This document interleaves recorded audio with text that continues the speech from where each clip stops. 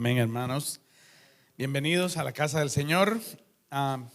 Privilegio poder estar acá y compartir la palabra una vez más. Amén. Estoy chequeando mis lentes porque la vez pasada no miraba bien y mi esposa me dijo: no le has quitado los stickers todavía. ¿Ya? Cosas que nos pasan a los hombres, ¿verdad, hermanos? Amén. Amén. La epístola universal a San Judas, de San Judas, apóstol. Amén. Vamos a ir a la palabra del Señor y luego vamos a buscar el rostro del Señor en oración. Y vamos ahora, hermanos, a leer del verso 8 al verso 16 de esta preciosa carta. Dice así la palabra del Señor: no obstante, de la misma manera, también estos soñadores mancillan la carne, rechazan la autoridad y blasfeman de las potestades superiores. Pero cuando el arcángel Miguel contendía con el diablo, disputando con él por el cuerpo de Moisés, no se atrevió a proferir juicio de maldición contra él, sino que dijo: el Señor te reprenda. Pero estos blasfeman de cuantas cosas no conocen, y en las que por naturaleza conocen se corrompen como animales irracionales. Ay de ellos, porque han seguido el camino de Caín y se lanzaron por el lucro en el error de Balaam y perecieron en la contradicción de Coré.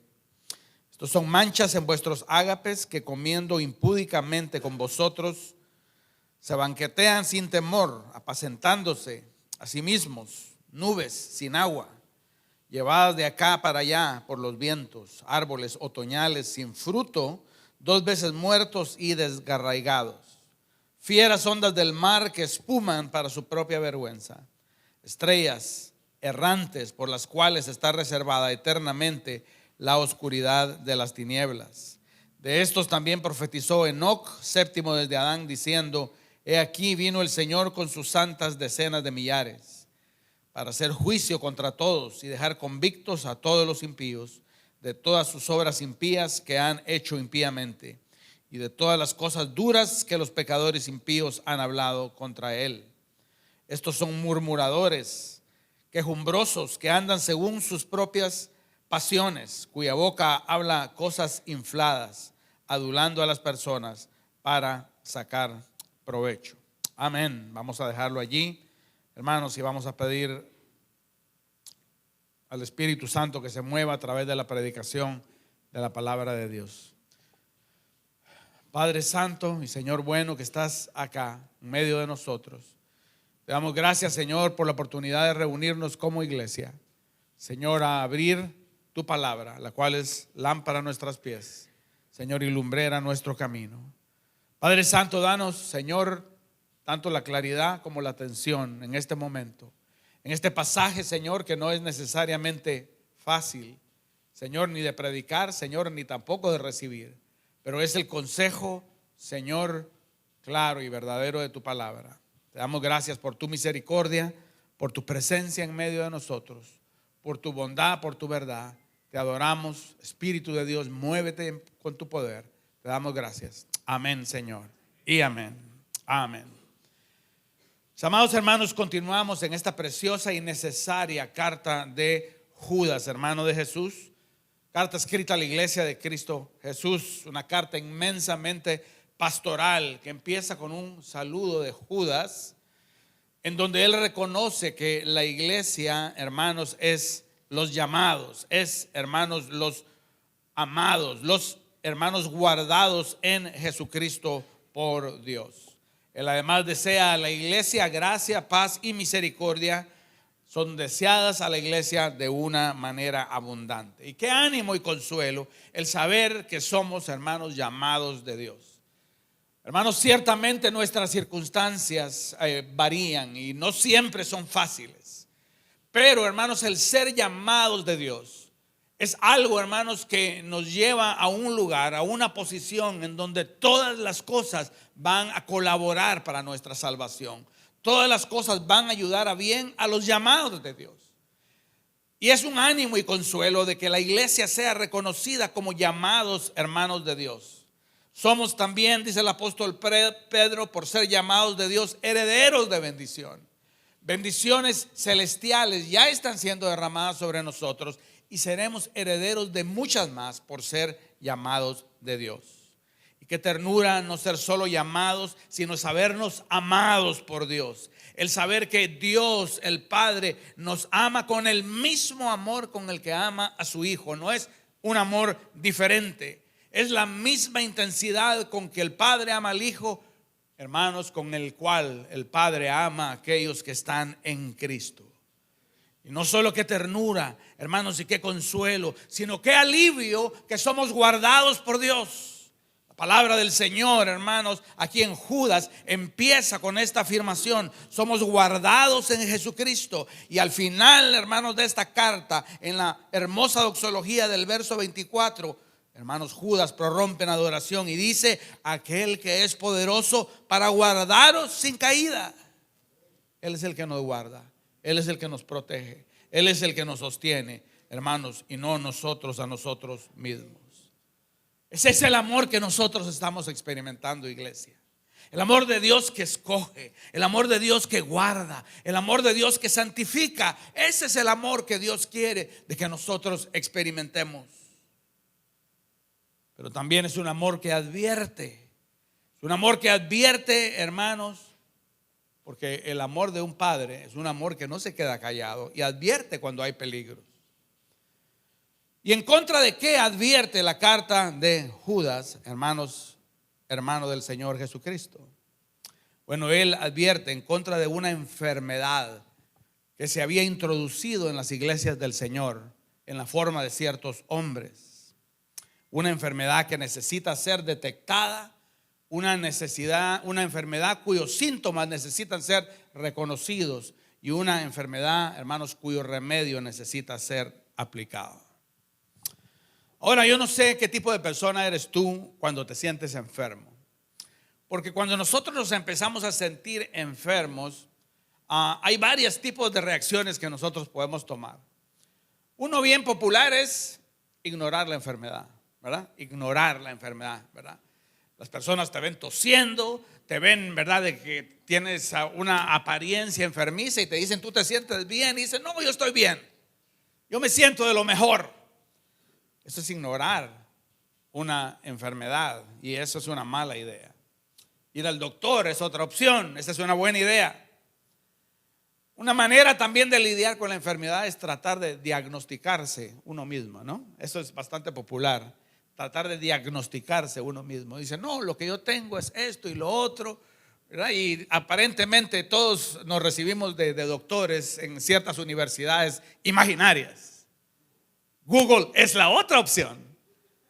Ahora el internet vengo y dice: voy a poner mis síntomas para ver qué es lo que yo tengo. Voy a WebMD y pongo mis síntomas y dice: yo ya sé lo que tengo. ¿Quién te lo dijo? El doctor Google, el doctor internet.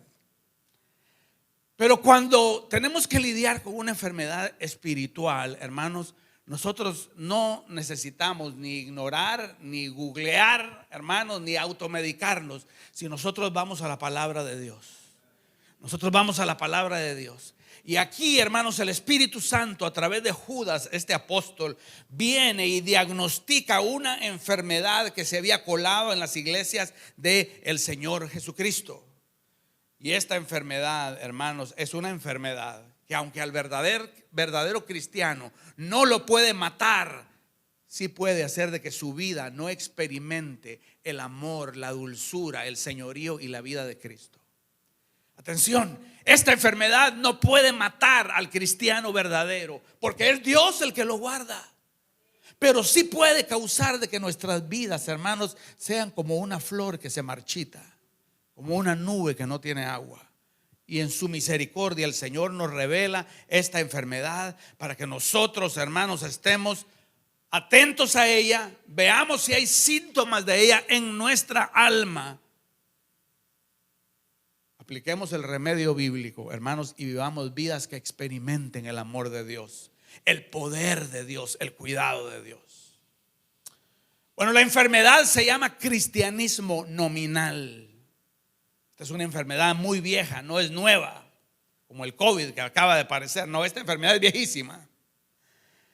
hermanos, la diagnosticó Isaías primero en el capítulo 29, verso 3, cuando él dijo: este pueblo se me acerca con sus palabras, me honra con sus labios, pero ¿qué? Pero se aleja de mí con su corazón. Este pueblo me venera y me adora, pero esta es solo una tradición aprendida de memoria. Hermanos, a través de Isaías, esta enfermedad ya estaba siendo diagnosticada. Es un cristianismo nominal. Honra al Señor de labios, pero se aleja de corazón.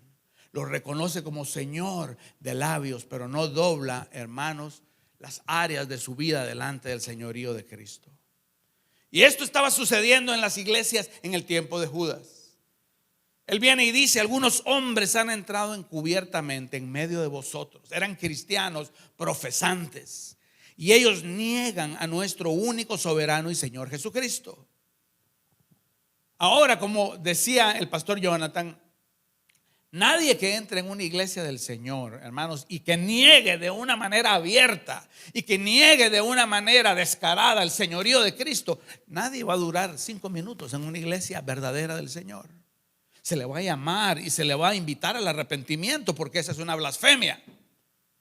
Pero estos hombres habían entrado encubiertamente, de labios reconociendo el señorío de Cristo, pero con el corazón alejándose de él. Veneraban a Cristo, pero era solo, como dice Isaías, una tradición aprendida de memoria. Ahora, en este momento del texto, nosotros tenemos una decisión que tomar. Miramos a esta gente como gente infiltrada, como libertinos, negadores de Jesús como el Señor, gente extraña que viene a arruinar los ágapes. Los miramos como los malos de la película, ¿no? Esto hacemos bastante nosotros con los fariseos. Ay, los fariseos, cómo molestaban a Jesús, sin saber, hermanos, de que los fariseos somos nosotros. Así que, hermanos, podemos ver a este tipo de personas como gente infiltrada, o podemos buscar en nuestros propios corazones evidencias de ese cristianismo nominal, para con humildad venir delante del Señor y decirle: Señor, perdóname, Señor, porque no sé en qué momento, Señor, me entró esta enfermedad. Arranca esto de mí, Señor, en esta hora, por el poder de tu Espíritu, porque yo quiero experimentar tu amor, quiero experimentar tu poder, tu cercanía y tu protección. ¿Qué causa esta enfermedad? El pastor Jonathan también tocó esto: la incredulidad, la rebelión, la inmoralidad sexual. Esto hace, hermanos, de que esta enfermedad empiece a venir y afectar nuestras almas. Judas usa ejemplos del pasado. Él viene y dice: recuérdense de los israelitas en Egipto que fueron destruidos porque no creyeron. Incredulidad en medio, hermanos, de las iglesias. Incredulidad en medio del pueblo de Dios. Incredulidad mientras nosotros cantamos: quiero levantar, Señor, a ti mis manos. Esto era Israel y fueron destruidos.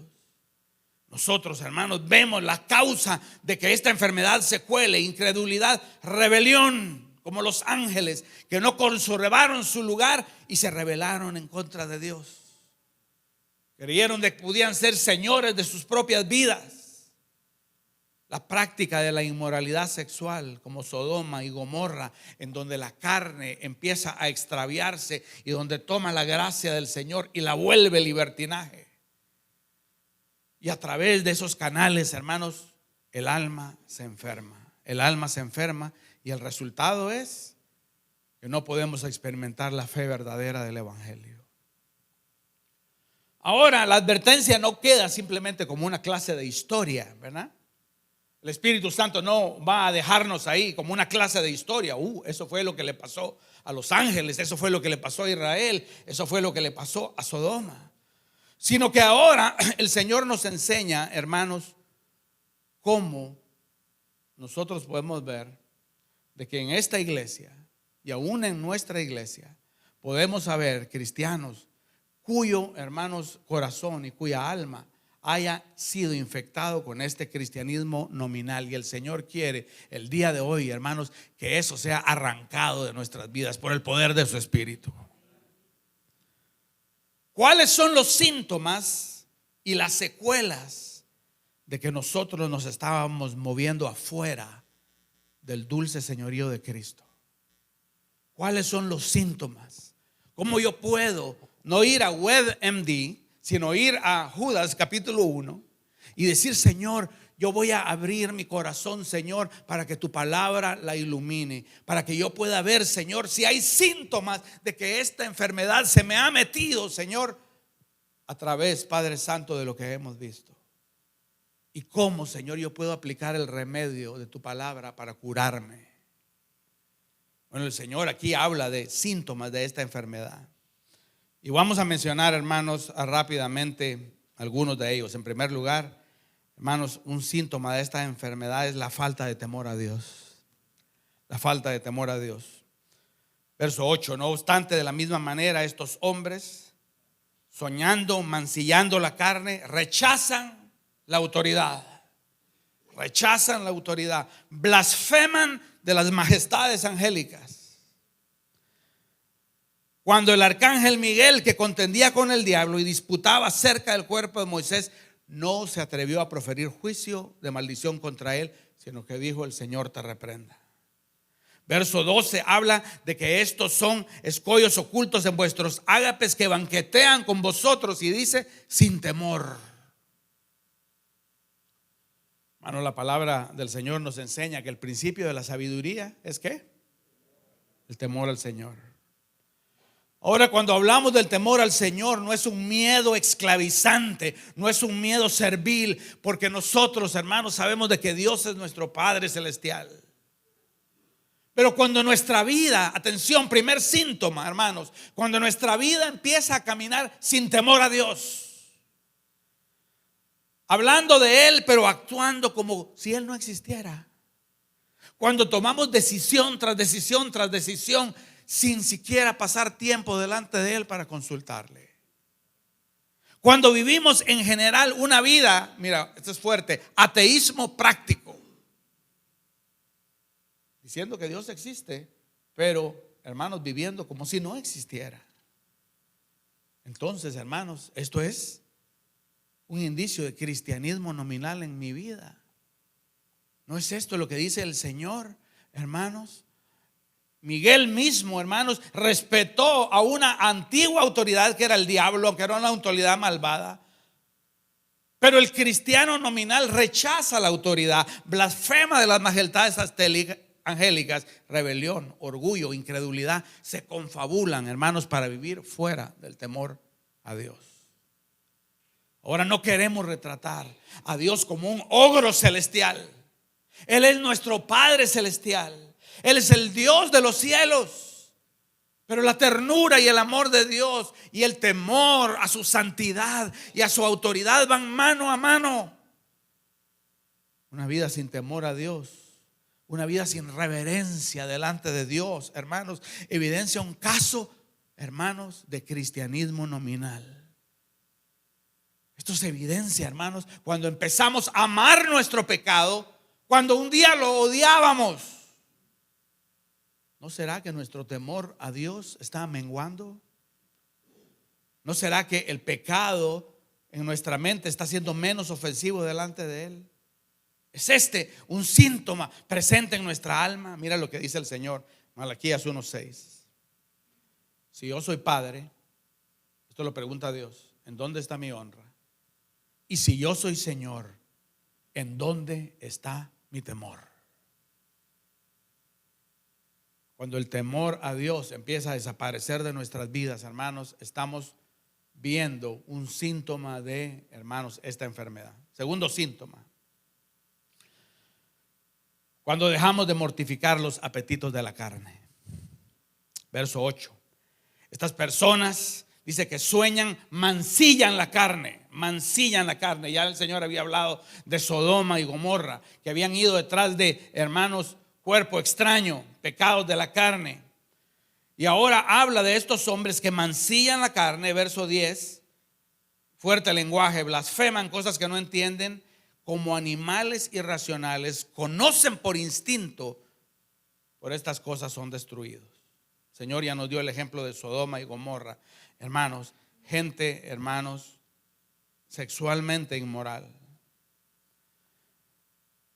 El hombre es, hermanos, propenso a tomar algo bueno que el Señor da, como las relaciones sexuales, por ejemplo, en el contexto del matrimonio, y distorsionarlas de una manera pecaminosa, ya sea a través de pornografía, prostitución, fornicación, adulterio y muchas desviaciones del orden divino. Esto es dar rienda suelta a nuestra naturaleza carnal pecaminosa y no traer esa área de nuestra vida, hermanos, nuestra sexualidad, debajo del señorío de Cristo Jesús. Nuestro instinto carnal es obedecer a nuestra carne, hacer de nuestra carne nuestro Señor, obedecer sus pasiones. Caer en esto es un pecado del que debemos arrepentirnos. Pero vivir de acuerdo a los patrones de los deseos de nuestra carne, hermanos, es un síntoma de un cristianismo nominal. Esto no tiene que ver solamente con la inmoralidad sexual. Hermanos, la naturaleza carnal toma todo lo que Dios da y lo corrompe. El Señor nos da el sueño. A ver, ¿cuántos de aquí les gusta dormir? ¿Verdad que es rico dormir, verdad? ¿Ya? Hay manos que se levantaron más rápido que otras, ¿verdad? La naturaleza carnal vuelve el sueño en pereza. ¿Cuántos les gusta comer? Ahí sí todos van a levantar la mano, ¿verdad? La naturaleza carnal vuelve, hermanos, el comer en gula, el beber en borrachera, la admiración en alguien la corrompe y la vuelve idolatría. Y nosotros como cristianos bajo el señorío de Cristo, hermanos, estamos llamados a crucificar la carne con sus deseos. Pero el cristianismo nominal sigue sus propias pasiones, vive por instinto, no por obediencia. La carne pide y el cristiano nominal obedece. Romanos 13, Pablo invita al pueblo de Dios, dice: ya no es de noche, es de día. Andemos como de día honestamente, no en glotonerías y borracheras, no en lujurias, lascivias, no en contiendas y envidias, sino revestidos del Señor Jesucristo, y no proveáis para los deseos de la carne. Mi carne prefiere dormir el domingo todo el día. Ay, qué rico. Esa es mi carne. Mi carne me dice que las 3 de la tarde es una hora fuerte para venir a la iglesia, pastor. Hermanos, pero yo no estoy bajo el señorío de mi carne. Ninguno de nosotros estamos bajo el señorío de nuestra carne. Estamos bajo el señorío de aquel cuya dulce voz nos invita y nos dicen: iglesia, no dejen de congregarse como algunos tienen por costumbre. ¿Sabes por qué? Porque el señorío del Señor es dulce, porque Él busca nuestro bien.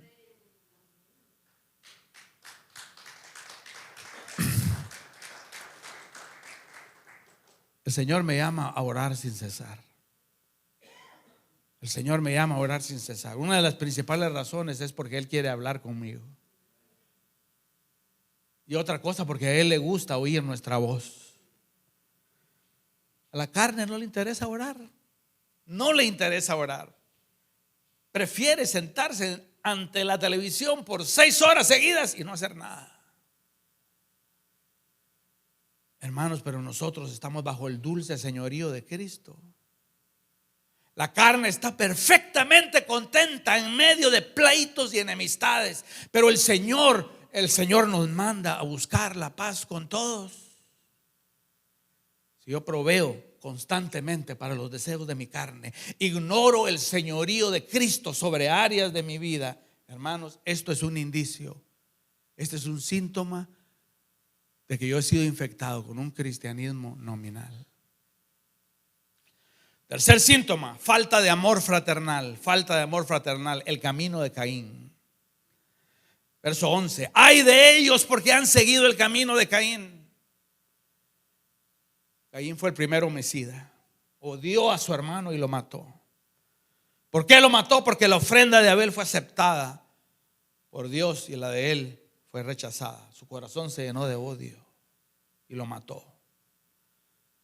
Luego Dios viene y le pregunta a Caín, le pregunta: ¿dónde está tu hermano? ¿Dónde está tu hermano? ¿Y qué le contesta a Caín? ¿Acaso soy yo guarda de mi hermano? Y uno dice: qué insolente Caín, ¿no? Yo me pongo a pensar, hermanos, si la manera que muchas veces nosotros nos vemos los unos a los otros, no, nosotros estamos siguiendo el camino de Caín. ¿Sabes por qué, hermanos? Porque aquí está Judas, el Espíritu Santo. Ay de ellos porque han seguido el camino de Caín. Una religión, hermanos, en donde falta el amor fraternal, en donde no nos cuidamos los unos a los otros, en donde no nos aguantamos los unos a los otros, en donde no nos perdonamos los unos a los otros. Y esto evidencia un cristianismo vacío, hermanos, del Espíritu de Dios y de su fruto, que es el amor, y de la marca del discípulo del Señor. A ver, los teólogos, ¿cuál es la marca de un discípulo del Señor? A ver, Juan 13:35.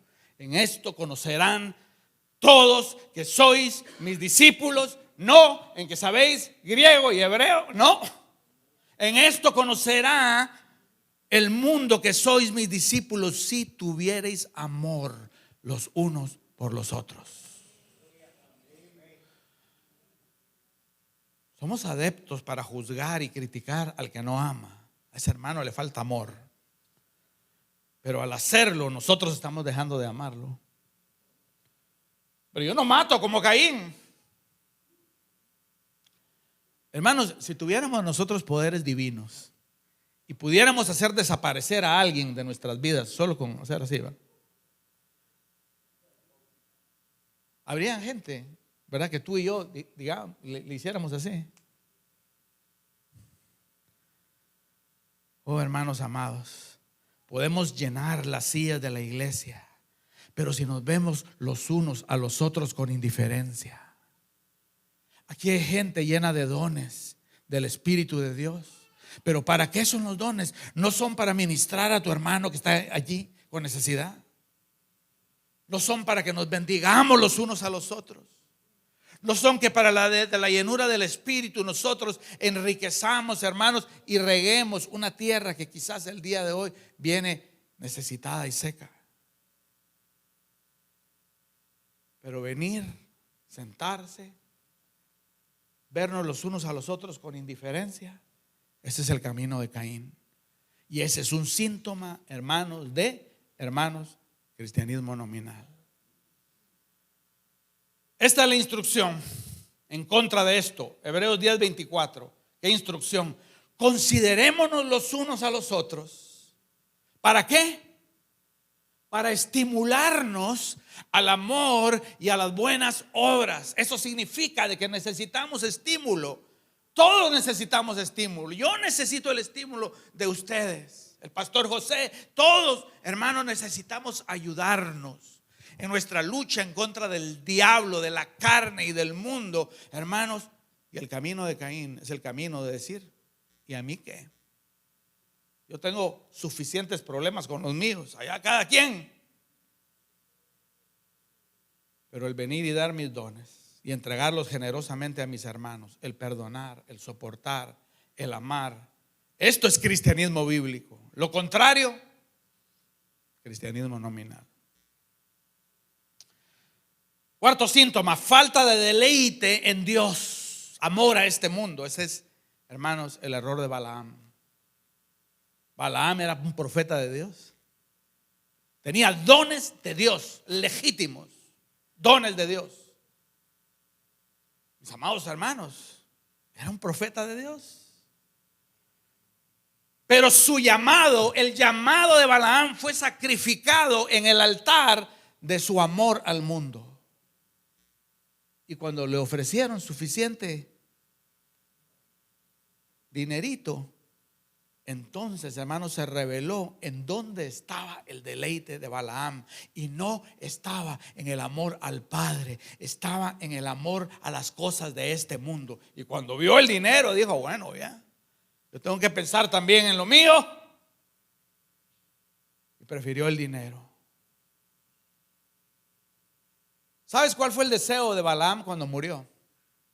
Él lanzó un deseo al aire.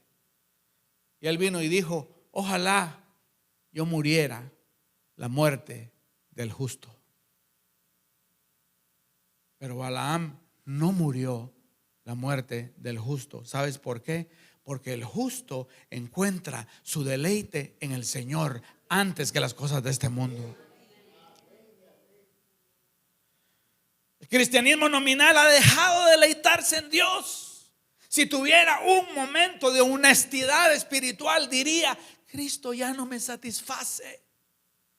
Vengo aquí porque me lo aprendí de memoria.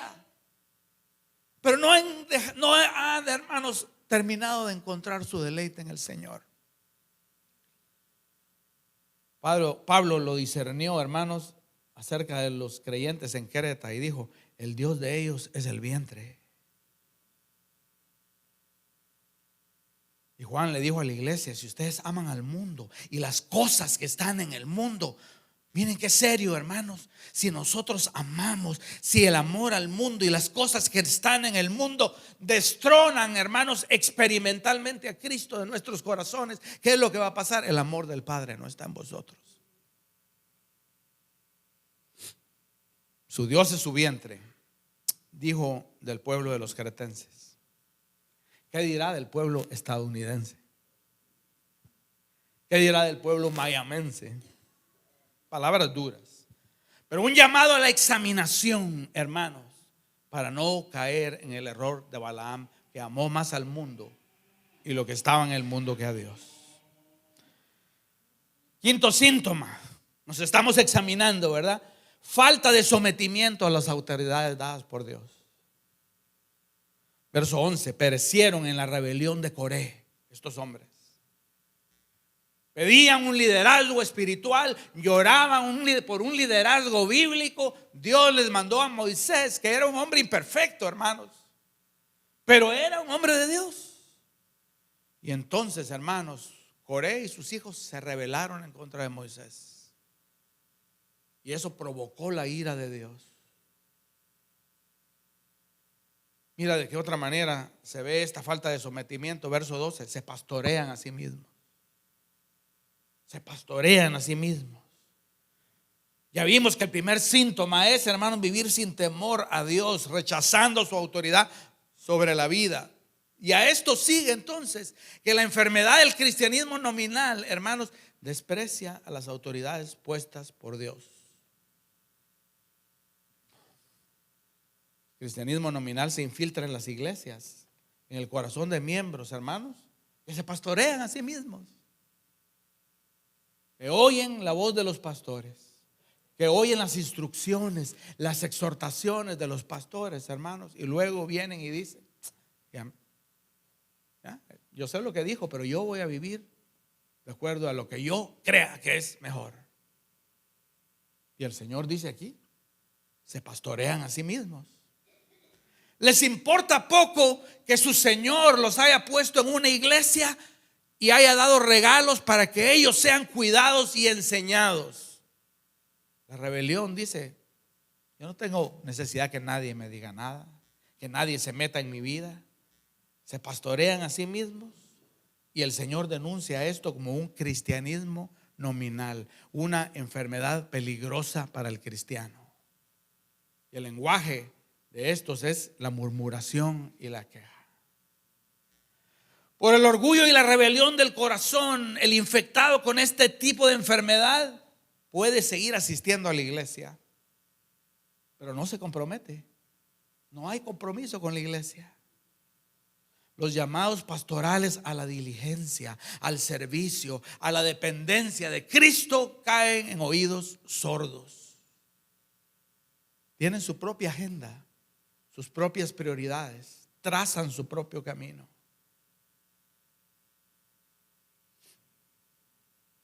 Ven a los pastores, a los ministros con cierto desprecio. Ellos son hombres como yo, se equivocan, no son perfectos, 1000 veces de acuerdo con eso. Pero hermanos, el Señor pone a hombres falibles y les da un llamado para cuidar a las ovejas, para enseñar a las ovejas. Y el ignorar, despreciar o hacer oídos sordos a esto es un síntoma de esta enfermedad de la cual el Señor nos quiere librar. ¿A dónde lleva esta enfermedad? ¿A dónde lleva esta enfermedad? ¿Cuáles son las secuelas? Ya hablamos de las causas, ¿verdad? Que es el orgullo, la rebelión, la inmoralidad sexual. Y ya vimos, hermanos, los síntomas. Ya vimos la rebelión hacia la autoridad de Dios, la falta de temor, la falta de deleite, la falta de sometimiento, la falta de amor fraternal. ¿A dónde lleva esta enfermedad? Bueno, lo vemos en el verso 12. Lenguaje duro, hermanos. Nubes sin agua llevadas por los vientos.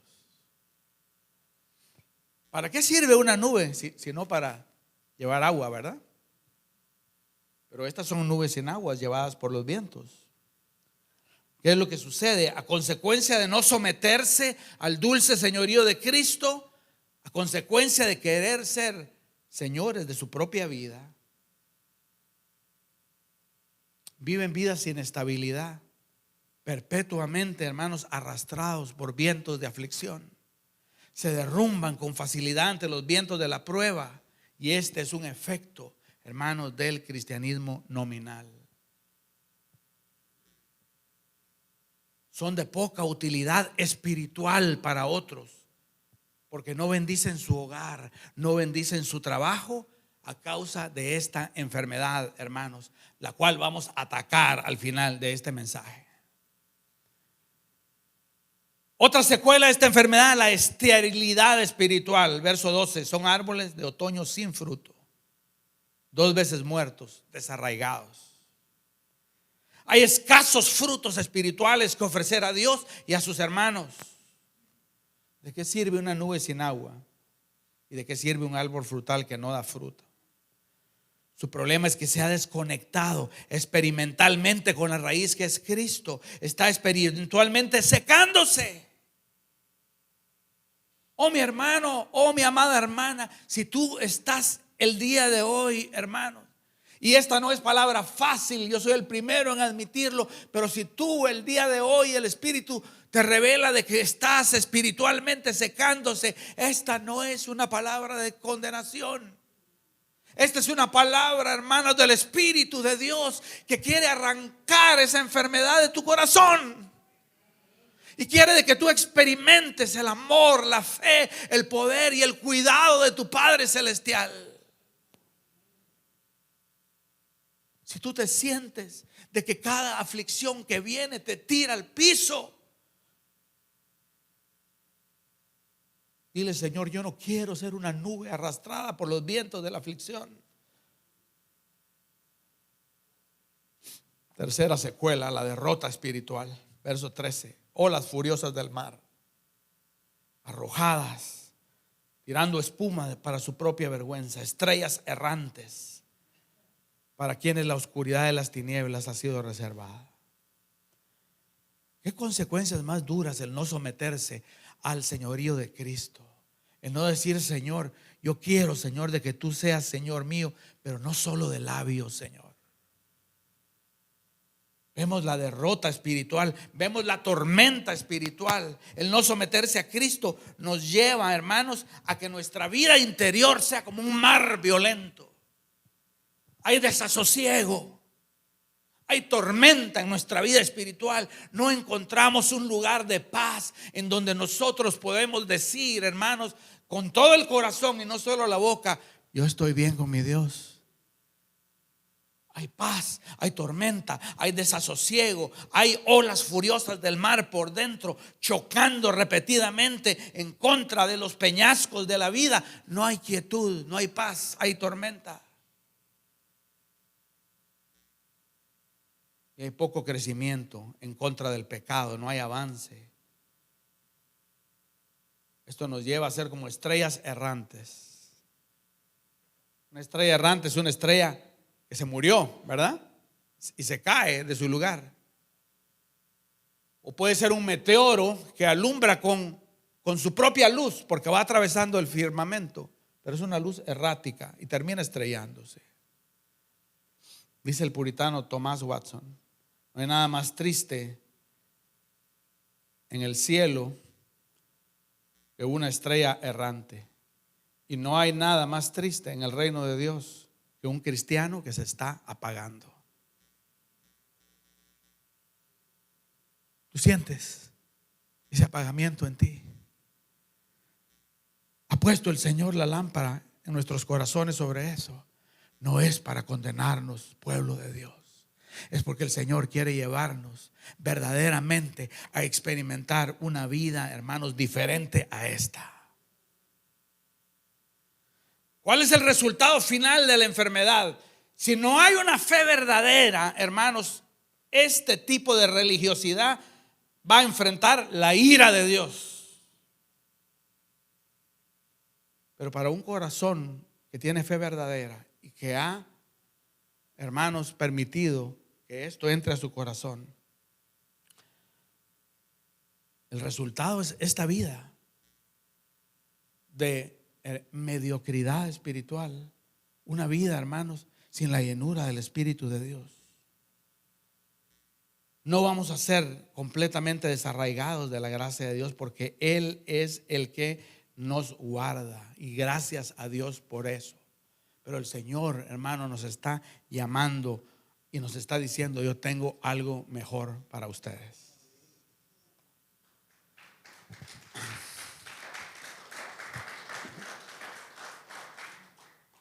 ¿Qué remedio le metemos a esto? ¿Qué remedio le metemos a esto? Una vida de arrepentimiento, ¿verdad, hermano? Una vida de arrepentimiento todos los días, hermanos. Todos los días delante del Señor. Un estilo de vida que venga delante del Señor y le diga: Señor, esta enfermedad, Señor, está bien cerca de mí. De que yo me acerque a ti, Señor, solo de labios, Señor, solo por costumbre, como la memoria de un músculo que se levanta, Señor, solo porque está acostumbrado. Yo no quiero eso, Señor. Yo no quiero ese cristianismo falso. No nos conformemos con un cristianismo nominal. Busquemos lo genuino, un cristianismo lleno del Espíritu de Dios. Ahora, si uno viene, por ejemplo, y compra un Rolex, ¿verdad?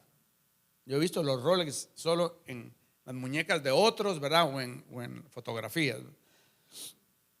Pero ¿qué parecería si tú compras un Rolex y pagas por un Rolex y lo que te meten es una versión china, por ahí coreana? ¿Verdad que se te empieza a oxidar la primera vez que te cae agüita, ¿no? Ay, me vendieron gato por liebre. ¿Qué pasa, hermanas? Si tú compras unos zapatos de marca, a ver, una buena marca de zapatos, hermanas, que a ustedes les gusta, ¿cuál? ¿Ya? ¿Ah? Prada. Yo había oído Prado. Prada, o una bolsa Prada. Y luego se te revienta, ¿verdad?, al primer estirón y te das cuenta que te metieron gato por liebre. No te vendieron algo genuino. Pero bueno, eso no va a afectar tu alma. Pero si aceptamos un cristianismo nominal en vez de un cristianismo lleno del Espíritu de Dios, hermanos, y de su presencia en nuestra vida, eso sí va a afectar nuestra alma. Eso sí va a afectar nuestra alma. Por tanto, nos volvemos al Señor. Nos volvemos al Señor todos los días y le decimos: Señor, lléname de ti, Señor. Perdona, Señor, mis pecados. Perdona mi falta de temor, Señor. Enséñame a caminar por tus sendas. Aquí estoy confesando libremente mi necesidad de ti. Soy un pecador. Y luego nos acercamos, hermanos, al Señor, hermanos, y entendemos de que este Dios, delante de quien hemos confesado nuestros pecados, delante de quien hemos dicho: Señor, arranca, Señor, esta enfermedad de mí. Este Dios es poderoso para guardarnos y perdonarnos. Isaías 55:7: abandone el impío su camino y el hombre inicuo sus pensamientos, y vuélvase al Señor. ¿Cuántos de aquí necesitamos hoy volvernos al Señor? Volvernos al Señor. Y dice aquí, ¿qué es lo que dice? Y Él tendrá compasión. Escuchen, porque el Dios nuestro, porque el Dios nuestro, ¿qué? Es amplio para perdonar.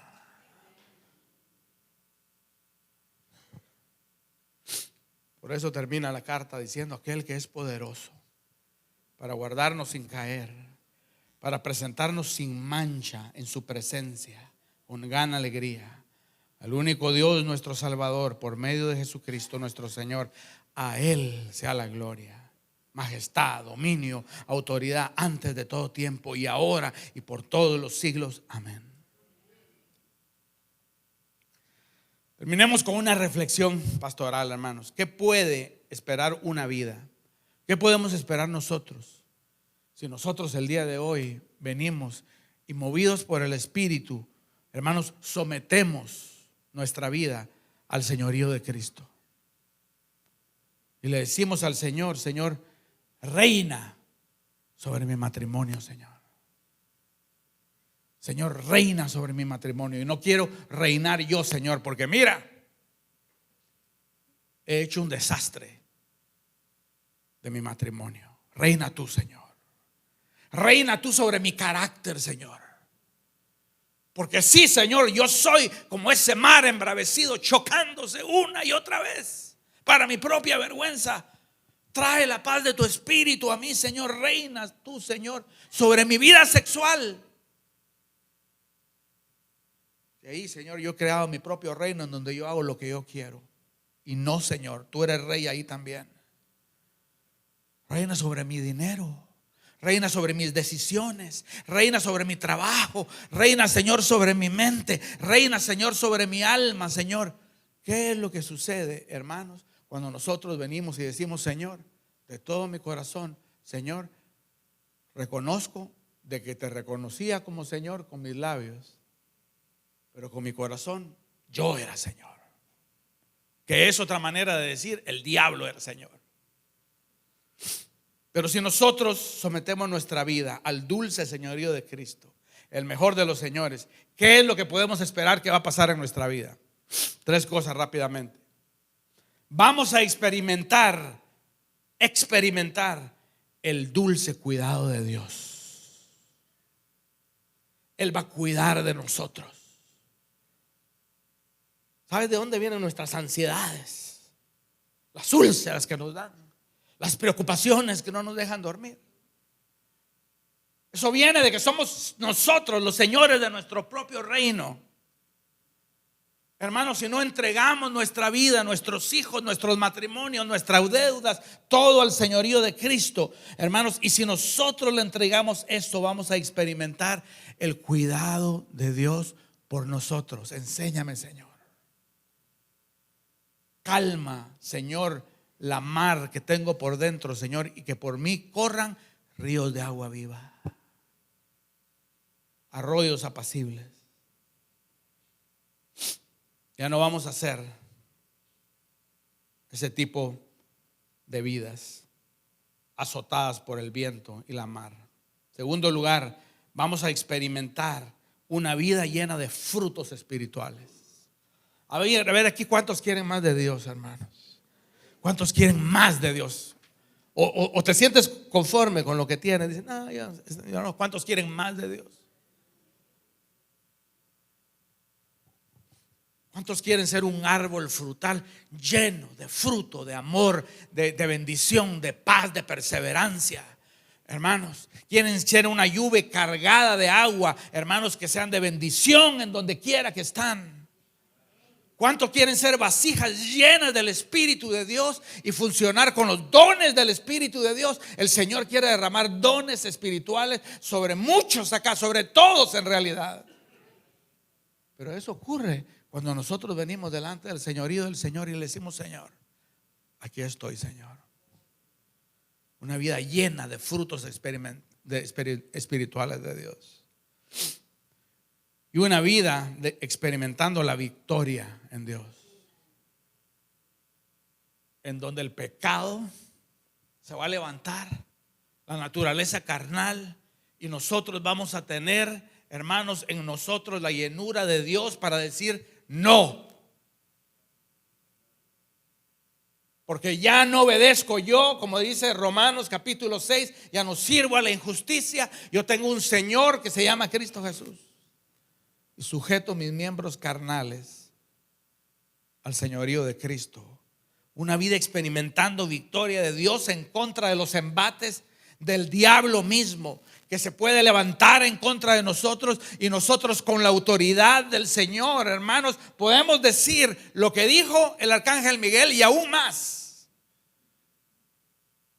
pararnos a defender, hermanos, a nuestra familia y a nuestra iglesia con la autoridad de Dios en contra del diablo mismo, en vez de ser nubecitas arrastradas por los vientos. Una vida experimentando victoria en Dios. ¿Sabes cómo yo quiero ser? Yo te voy a decir algo. Ya, la lámpara de la palabra yo me la puse al corazón, hermanos, antes de venir a predicar. Yo le dije: Señor, yo tengo cristianismo nominal en mi corazón. Arráncalo, Señor, el día de hoy. Yo me sospecho que muchos acá también tenemos que venir delante del Señor y decirle: Señor, arráncalo de mi vida, Señor. ¿Sabes cómo quiero ser yo? Quiero ser como este. Bienaventurado aquel que está firmemente plantado, que en la palabra del Señor encuentra su deleite, en ella medita de día y de noche. ¿Sabes cómo quiero ser yo? Como este árbol que está plantado junto a las corrientes de agua. ¿Y qué es lo que dice? Que da su fruto a su tiempo, y su hoja no cae, y lo que hace prospera. Y esto solo ocurre, mis amados hermanos, cuando nosotros venimos, renunciamos a este tipo de cristianismo, hermanos, y aplicamos el remedio del evangelio a este tipo de enfermedad. Cerramos nuestros ojos.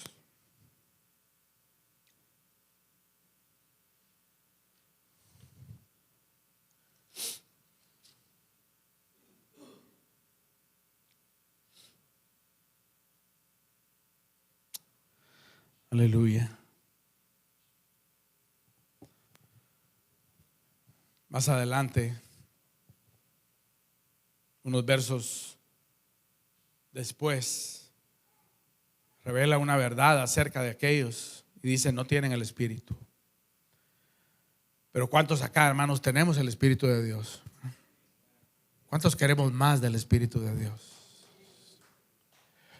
¿Cuántos queremos delante de Dios renunciar a un cristianismo nominal o a, hermanos, indicios de cristianismo nominal en nuestros corazones? Si tú eres así como yo y hay cosas a las cuales tenemos que renunciar, pongámonos de pie en esta mañana y vamos a decirle al Señor: nos arrepentimos, Señor.